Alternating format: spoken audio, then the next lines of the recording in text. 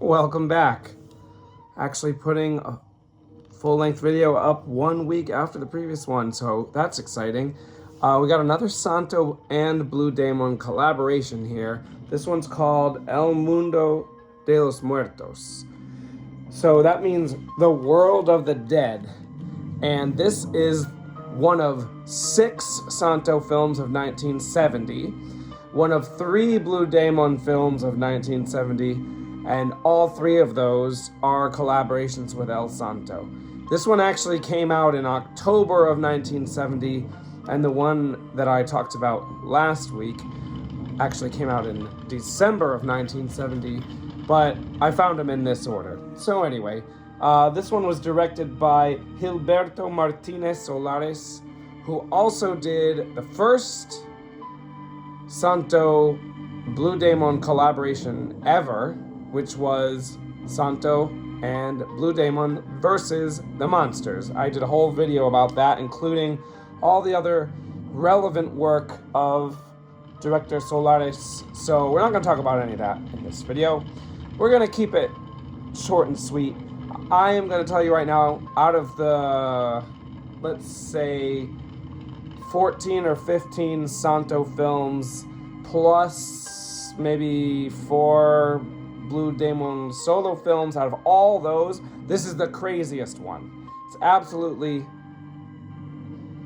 the craziest one. I was going to say it's absolutely ridiculous, but actually it's only ridiculous in comparison to the other Santo films, which are relatively lame. So, what's going on here? First of all, it's set not in Mexico, but in Spain, I think. I get the feeling that it's set in Spain because it is set, to begin with, in the 1600s. Because they mention later, when it shifts to the modern day, that 300 years has gone by. So that would put us in the 1600s. I'm pretty sure it's in Spain for a few reasons. The whole first half hour of the movie is very much trying to be like a Hammer horror film. It's like gothic. It's set in castles and graveyards and all that type of stuff. So I don't think Mexico was like that in the 1600s. Mexico was a growing Spanish colony and would have needed to have included some sort of Native American and Spanish dynamic if it was supposed to be set in Mexico. But on top of that, besides everyone just looking totally European in this movie, they also mentioned the Inquisition. Now, the Inquisition happened hundreds of years earlier, if I'm not mistaken, not in the 1600s, but they did mention the Inquisition, which further solidifies my opinion that this one is set in Spain, although they don't actually say that. Anyway, so the first half hour, we have a Gothic, or actually pre-Gothic setting, because I think the Gothic era was actually the 1800s, if I'm not mistaken. Anyway, we have magic, we have witches, we have Satanism, we have Blue Demon under some kind of control, satanic control. So he's bad, just like he was bad in Santo and Blue Demon versus the monsters. So we do have Santo and Blue Demon fight each other, because Blue Demon is a bad guy in this movie, even though he's usually a good guy. All that's going on right at the beginning. A witch summons Blue Demon, and Blue Demon basically says, you can summon me, but if you don't do what the devil wants you to do, there's going to be big-time consequences. So, before I go any further, I give this one a 6 out of 10. I'll tell you where I saw it. I found it on YouTube. It's in Spanish. But like I was saying in my last video, now on YouTube, you can get AI to translate Spanish to English.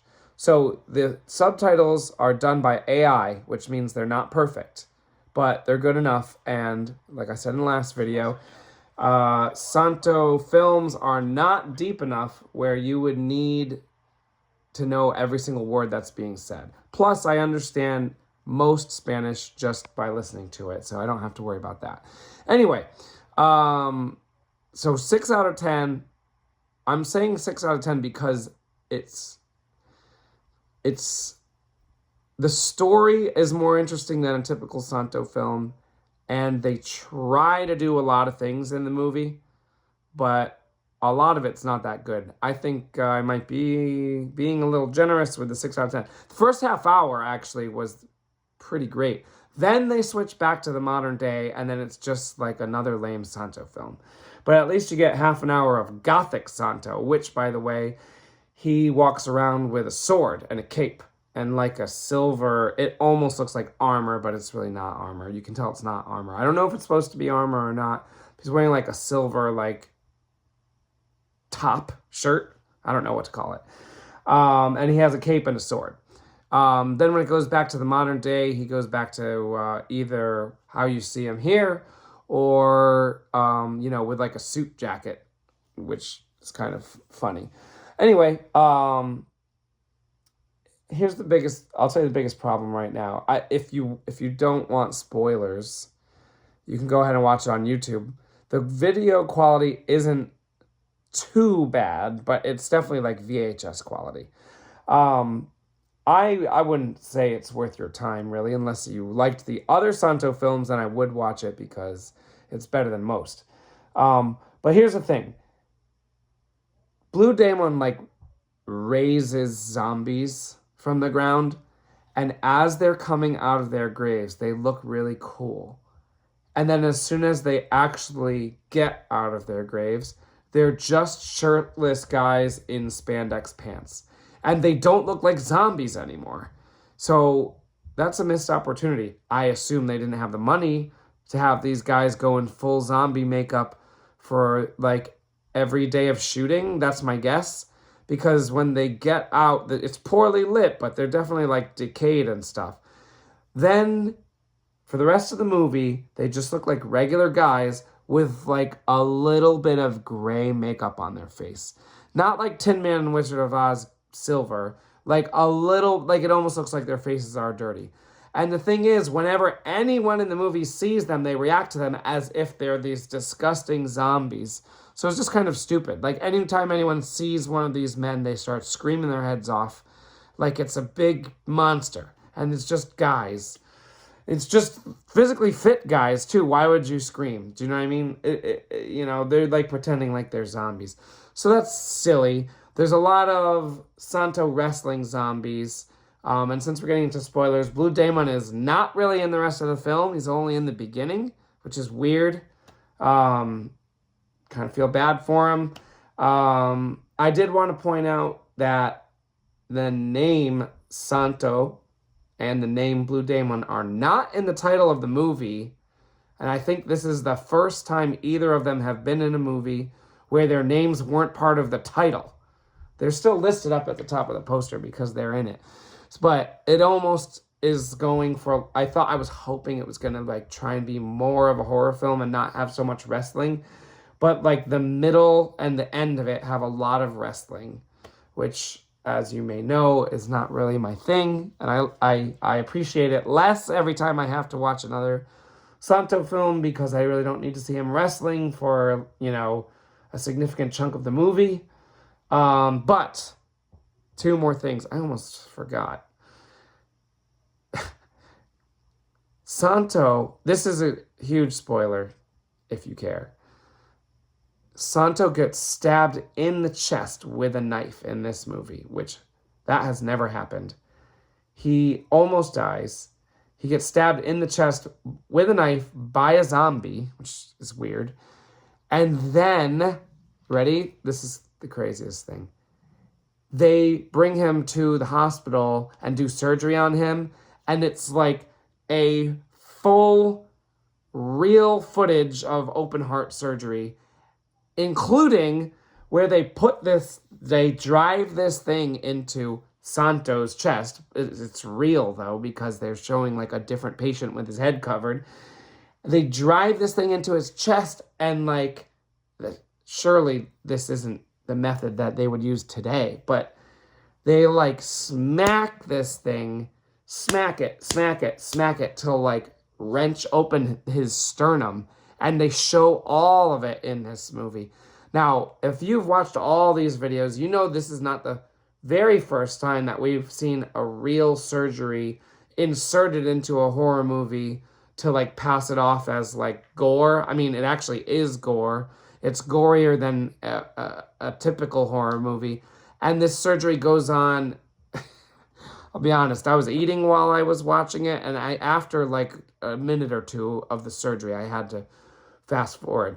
Also, it's not just one patient. You can tell, because they don't do it very well, that they use at least 2 different heart surgeries and pretend that it's all one. And it might be 3 different ones, because the way the patients are covered up are different. So the camera like cuts to these different ones, but I'm telling you, I don't get, bothered by horror movies usually, but seeing them like wrench open this guy's sternum with like a crude tool was like off-putting for sure. Then they like save him or whatever because he's been stabbed in the chest. I don't even know what surgery, what they do, fix his heart because he got stabbed in the heart. Like that doesn't even make sense, I don't think. Anyway, they put him back together and he's completely fine. And then he goes to hell. So he goes to hell because his girlfriend had been killed. Also, his girlfriend is played, let's see, is her name on there? I don't think it is. Pilar. Her name was Pilar something. His girlfriend in the modern day is played by the same actress who was the witch 300 years ago. So, and yes, Santo seems to exist in both the past and the present. Maybe it's his descendant. They don't really say, if I remember correctly. And so in 300 years ago, in the 1600s, there's a witch and there's Santo, the swordsman. And Santo has a different girlfriend, and the witch actually stabs the girlfriend in the heart. But then you fast forward 300 years to 1970, and the modern Santo is dating the descendant of the witch.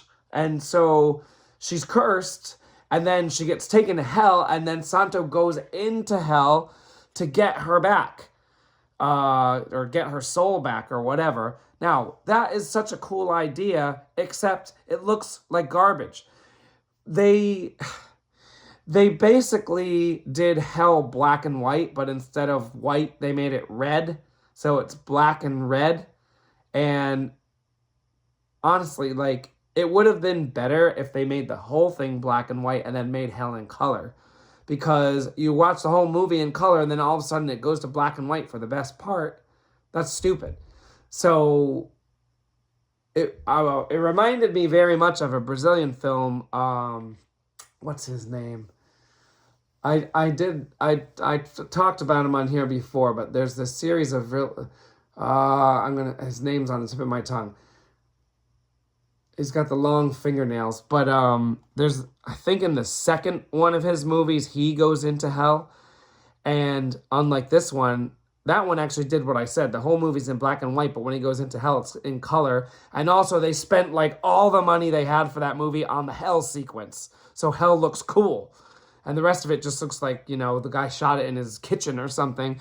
But when he goes to hell, there's like they like built a set, and there's arms, like there's like holes in the set, and like arms and legs are like stuck out of the holes and grabbing him, and he's like trying to navigate it.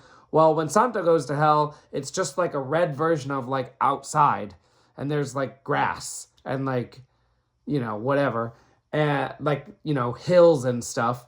Although they do show a shot of like what's probably like bubbling swamp water or something, but since it's red, I guess maybe it looks like lava. I don't really know what they wanted it to be, but it's supposed to be hell, so I assumed it was supposed to be like lava or something.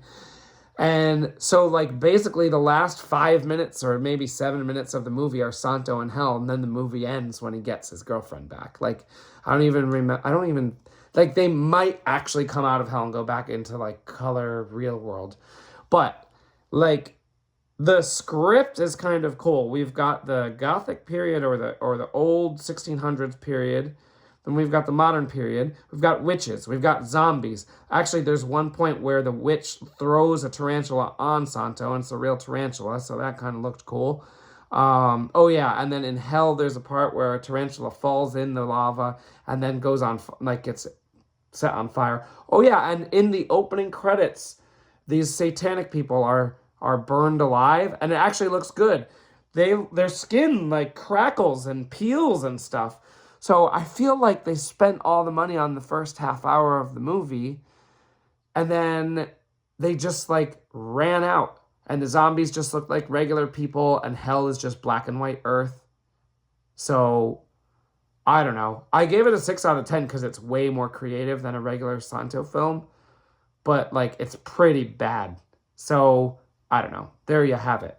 El Mundo de los Muertos. And I believe that I have now watched all the Santo films from 70 through 72, and I think that means, thankfully, I don't have to watch any more, until we hit 73.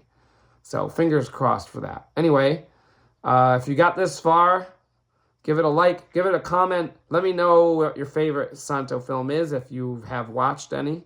If you've watched this one, I'd love to know your thoughts, and I'll see you next time.